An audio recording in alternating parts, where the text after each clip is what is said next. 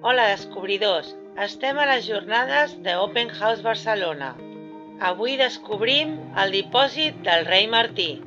Aquest lloc el trobem situat al subsòl, entre els carrers Jaume Càncer i Bellesguard. El dipòsit del rei Martí es va descobrir el 2001. Està a tocar de la Torre Bellesguard.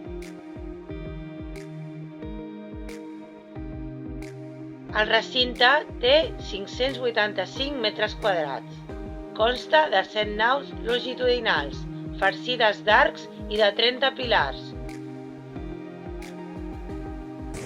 Hola, ens trobem en el dipòsit d'aigua del rei Martí. El rei Martí no perquè té res a veure amb el rei, sinó perquè estava a la Torre Bellesguard, que està justament aquí al costat, i estava en el seu terreny. Es va descobrir per casualitat aquesta zona mentre estava fent unes obres de reparcel·lació normal.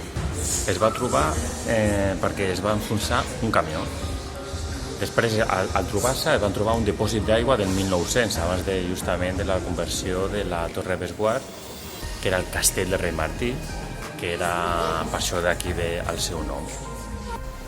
Està en un barri en el qual hi ha molt poca oferta pública d'espais a la ciutadania. Llavors es va aprofitar aquest espai, que era totalment d'ús lògic, de recollida d'aigües quan plovia, a transformar-ho en un lloc públic cultural.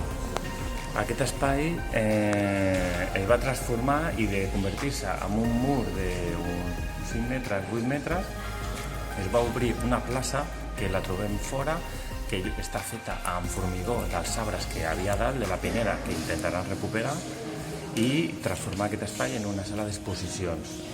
Com era un espai pensat per recollir aigua, hi havia problemes d'ESO i de més, que s'han intentat solventar amb aquests dissenys que heu vist abans al vídeo i del terra i de més, alguns elements, i la veritat que s'escolta, bueno, vosaltres direu, abans hi havia una reverberació de 10 segons d'eco, és a dir, que l'han aconseguit bastant, i han agafat aquest espai i l'han recuperat pel lloc.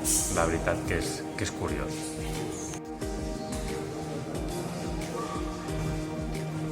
No sé si ho coneixeu o no, però aquesta és la famosa volta catalana.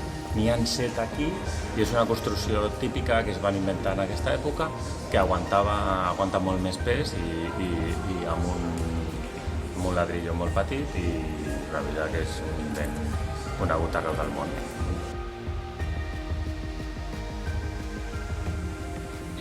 Aquí estarà el futur accés al jardí.